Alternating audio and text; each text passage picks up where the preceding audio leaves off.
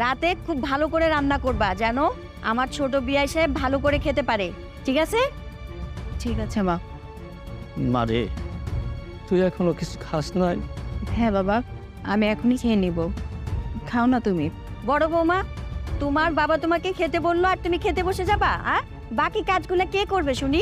যাও, তোমার কাজ করো গিয়ে।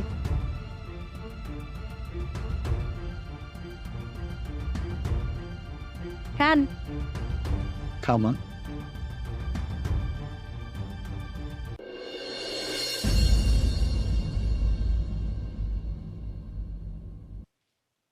কি ব্যাপার আপনি এখানে? অনেক রাত হয়েছে তো, ঘুমামু। আপনার সাথে আমি ঘুমাবো? আপনার শরীরে ছাগল গন্ধ এখনো যায় নাই, আর আপনার মতো লোক আসছেন আমার সাথে ঘুমাতে? যান।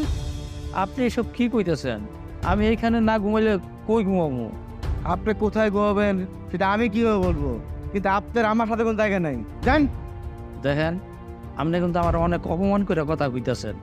আমি বাড়ির থেকে আসার সময় ওই সাবান দিয়া এই জামা কাপড় ভালো করে ধুইয়া বিয়াইনের বাড়িতে বেড়াইতেছি। সেবার এই না তো জীবনও শরীর নাই। যান যান।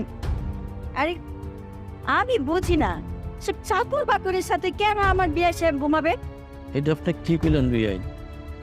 না, ঠিকই কইছেন। এই রকমের নরম বিছনার মধ্যে তো কোনোদিন ঘুমাই নাই, আর শুইলে আমার ঘুমাইতো না। বিয়াইন, আমি বরংস ওই চাকর বাকরের সাথে গিয়ে শুয়ে থাকি।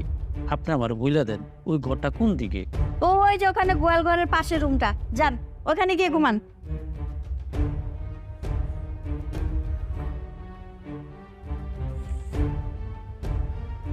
গ্যাসে আপনি কিছু মনে করবেন না, আপনি ঘুমান। আচ্ছা ঠিক আছে।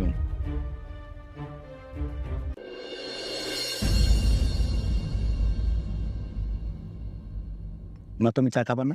না না, তুমি খাও। বিয়াইন,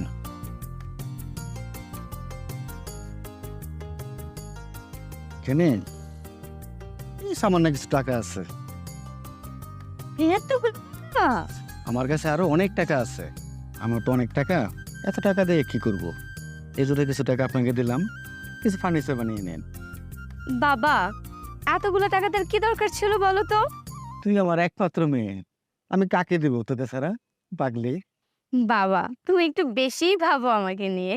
বড় বৌমা, দেখো দেখো, এতগুলো টাকা কি তোমার বাপ কোনো সময় একসাথে দিতে পারবে? বিয়াইন, আপনি ঠিকই কইছেন।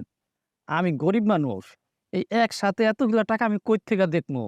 আর এই সময় হালাল টাকা ইনকাম করা খুবই কঠিন। আপনি কি